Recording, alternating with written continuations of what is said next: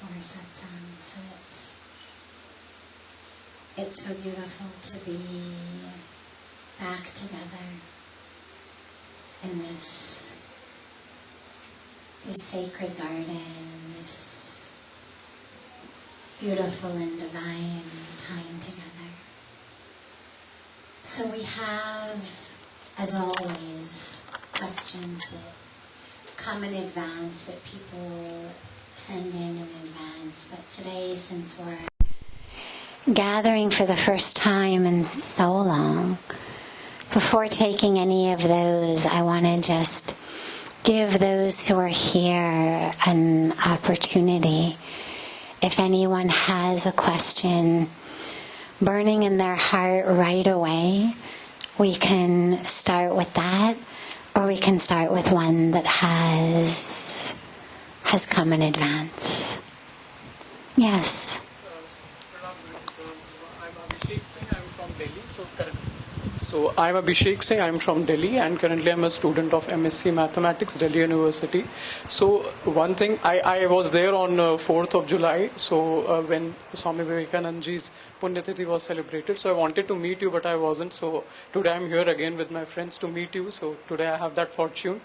So one thing that I want to know is that how to have that belief in myself steady and not be deviated by any Brahm, because I think that deep down inside we all know that what is right, what is righteous and what is wrong. But how to make that belief so stable that any Brahm, Bhay, Bhatkan is not able to deviate us from our path? Because youth like us have energy, have conviction, but there's some disturbance, I think. So that belief is not strong enough sometimes. So that focus is deviated. So for that I want to... Beautiful. Beautiful. This is true about the youth. It's true about everyone. Sadly, I would love to say, ki don't worry, chinta mat karo thoda sa, older ho jao, brahm dur ho jayega. But that's not actually how it happens. Until and unless we actually work on it, we keep being pulled off our path. We keep being pulled off it. There's two aspects. The first and most important is the actual connection to the self. And then the second is the freeing ourselves from all of that which tries to pull us off. The first piece is we have to actually be anchored in knowing who we are. Now, we may know intellectually in our minds, read some book, heard some lecture, maybe heard a parent talking about it, heard it in a mandir somewhere. Ki, you are the divine. You are one with God. We learn Aham Brahmasmi, right? We learn these teachings. But there's a very big difference between knowing it, as in, here's a mathematical equation and my teacher says it's true and all the really smart people say it's true, so I believe it. And actually knowing something for yourself. So you take, for example, so much that we learn about in physics classes or chemistry classes. Now, we know it only because we've read it in a book or the teacher has said. We don't necessarily have personal experience with it. I couldn't tell you from my personal experience, here's what the ratio of, matter to velocity looks like. I don't know. But then there are things that we've actually experienced, like gravity. Jump up, you fall down. Throw up a ball, it comes down. Now, I could say to you, gravity doesn't exist. But you know it does. And the moment that you doubt it, all you have to do is jump up. And as you jump down, you remember, yes, it exists. Wo kuch bhi kahe, gravity exists. So, in terms of being with ourself, the first piece is it has to be knowledge that we actually know. If it's just something I've read, just something I've heard, तो फिर काफी हल्का होता है. And we get distracted very easily from it. When it's something we really know, we're anchored in it much more firmly. For example, let's say you're raised to be a vegetarian. Now, you don't know why. Your parents have never told you why. They've just said कि meat तो पाप है, नहीं खाना है. Now, you're a vegetarian. You know this is what we have to be. But then suddenly maybe you're with friends, you're somewhere else, you've gone somewhere, and people say, चलो बस एक बाइट कोशिश करो, उसमें क्या बड़ी बात है, बहुत अच्छी चीज़ है. And you start to get distracted. You start to get pulled off. Because you didn't really know why you were a vegetarian to begin with. But now imagine that from deep within you, you feel that love for animals. You feel the fact that they are one. That life in them. Or you learn the statistics about what the meat industry is doing to our planet, how it's contributing to the destruction of the environment, how it's contributing to world hunger. Now you are pakka. Now it doesn't matter what somebody says. You know that one hamburger took as much water to create as you use in bathing for 6 months. Now we're all trying to save water. You want to be environmentally conscious. You know this hamburger. This is the worst thing I can do. Not just for the cow, but it's the worst thing I can do for the environment, for everything I believe in. Now you're pakka. So in the same way, your knowledge of yourself has to be pakka to begin with. It cannot be halka. And for that you need your spiritual practice. Because I can sit here all we want and I can tell you, you are divine. You are the soul. You are spirit. You're not the body. We can read the Bhagavad Gita together. We can listen to Bhagavan Krishna telling us we're not the body. But until you've had that actual experience, it's going to be very easy to be pulled off of that path. So first, give yourself all of the opportunities to actually have the experience. Meditate, pray, come to holy places, sit at the feet of holy saints, come to satsang. You're doing all the right things. Allow yourself to really know. Then, as you move through your world, and as you get distracted, Maya se, ya apni mobile se, the Maya to tab se hai. You know, we blame the mobiles for Maya, but Maya's existed long before we had mobiles. The mobiles have just given us another source of distraction. But Maya to tab se hai. Whether it's just Maya in general, or whether it's actually the mobiles, whether it's peer pressure, whether it's marketing, advertising, selling you things. Acha, if you wore those jeans, you'd be much cooler, then you'd be much happier. Or man thoda sa lag jate usme. When you don't know who you really are. When you know who you are, then you know. It's not about the jeans I wear, okay? I have full freedom. I can buy whatever brand I like, no problem. I can have as many pairs as I want, no problem. But they don't define me. It's not who I am. I don't need them to be cool. I don't need an article of clothing to know who I am. Because you're pakka. And so those are the two parts. One, stay anchored and grounded. But two, the more aware you can be of when you're getting distracted, the less it will be able to distract you. We get distracted because we're unconscious.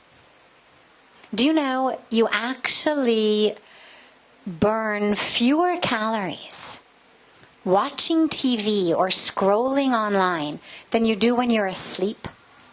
Now, I mention that to you because our brains are less active watching TV or scrolling social media than when we sleep.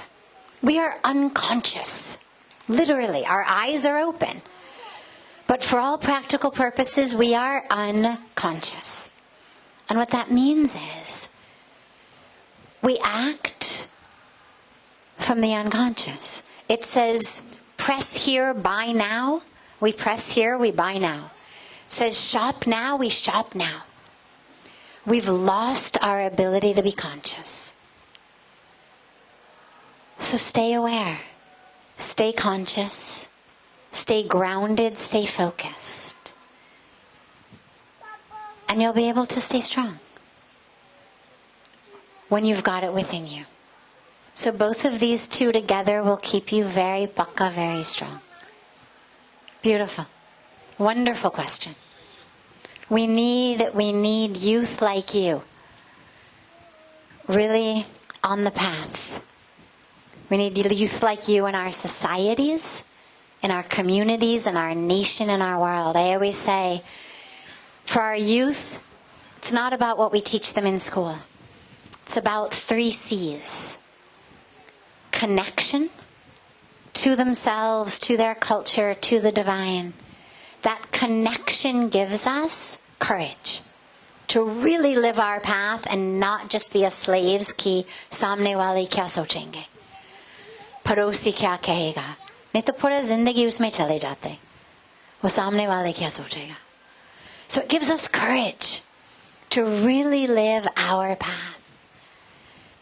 And it gives us creativity then, from the courage. Because you need creativity today. The problems we face are like problems we've never faced before. The old solutions are what created the problem. They're not going to solve it. So our youth today need not more memorization, not more just read this, memorize this, and give it back on an exam. But they need to be connected, and then courageous, and then creative. So, beautiful. Of course. Of course. Does anyone else have a question? Yes. He's just bringing you the mic. Thank you. My name is Anna. I'm from Moldova. I came to India by like a calling to... Beautiful. It's more like a spiritual journey for me. So I came in the search of myself. My question is, when one knows that you found what you are looking for? When do you know?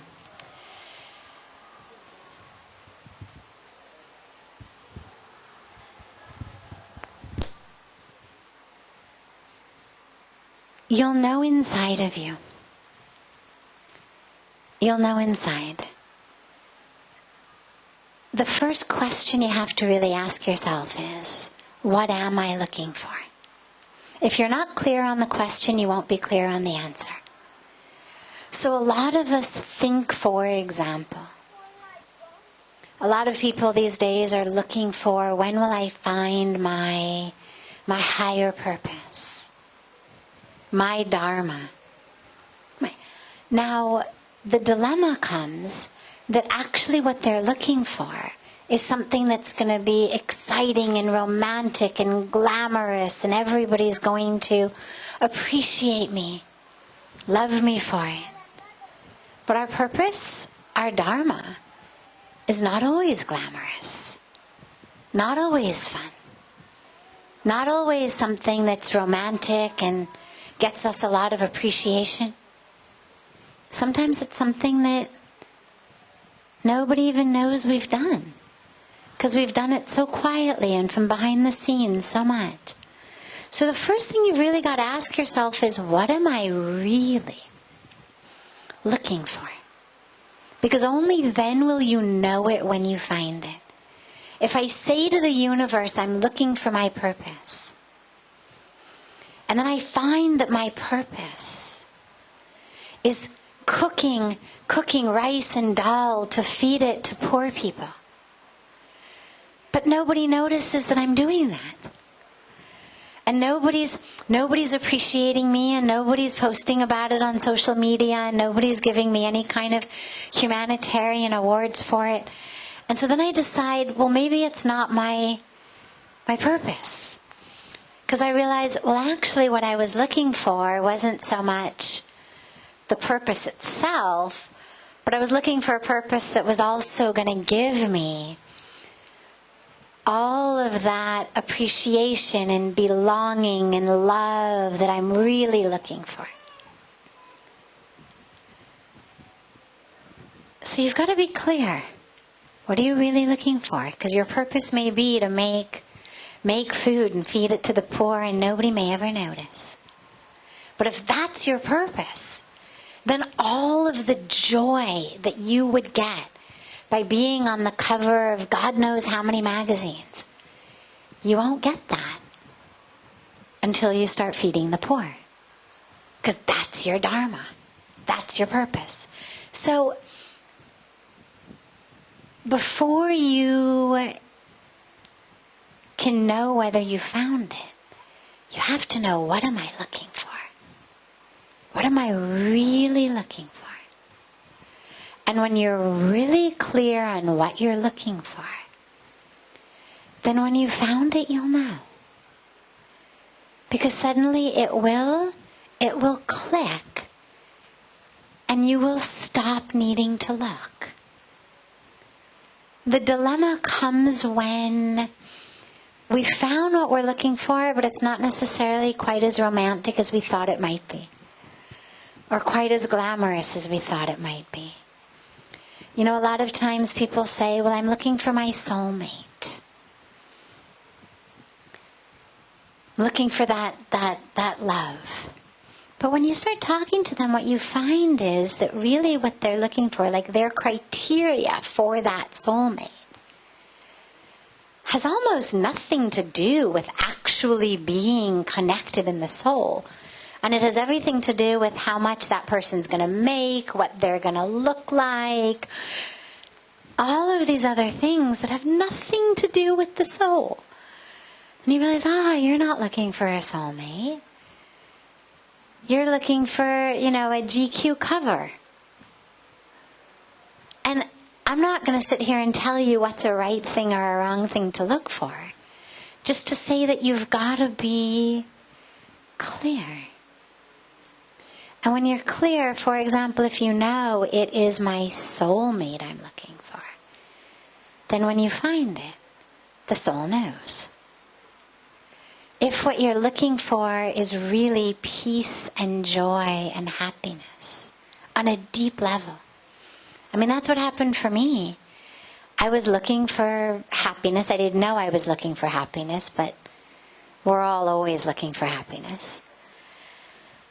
But I was raised in a culture in America that tells you, well, happiness comes in the degrees that you get and the money that you make and the clothes that you wear and the way that you look in the clothes that you wear.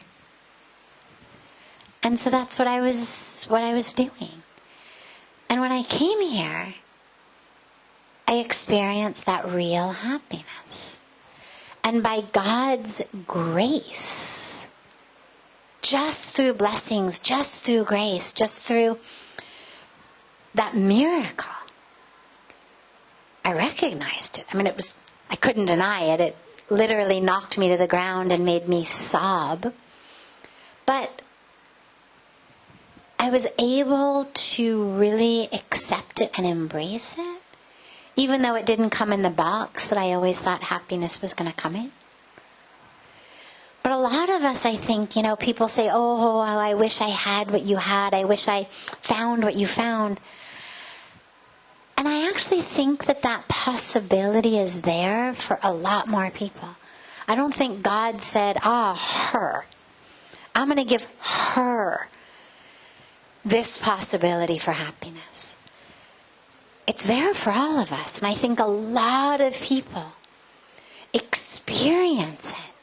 But I think a lot of us in our minds, because it's not the package that we thought happiness would come in, we push it away. We deny it. We get stuck in worrying, what are the neighbors going to think? What's this one going to say? It's not what I always thought it would look like. And so we don't actually accept it. So we know, on a deep core level, we know we have found it. But we don't actually let ourselves embrace it. So you need to know what you're really looking for. And then realize when you find it, that's the most important thing in your life. Because that's what you've been looking for. And it may be in a completely different box than you thought it would be. It may be completely different packaging than you thought it would be. A different form than you thought it would be.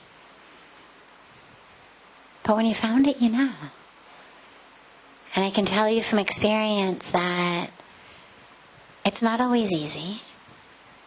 But grabbing hold of that thing you have found is actually the key to life. Yeah. Beautiful.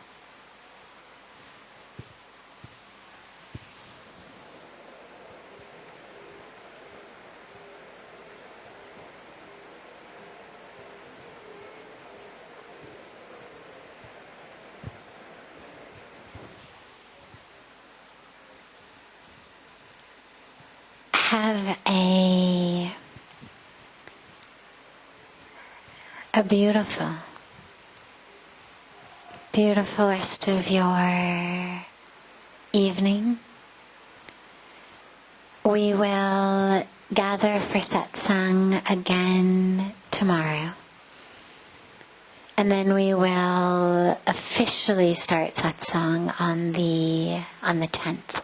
So we have satsang today and tomorrow, then we won't have it through the 9th and then again on the 10th. But if you're here in town, join us again tomorrow. Beautiful.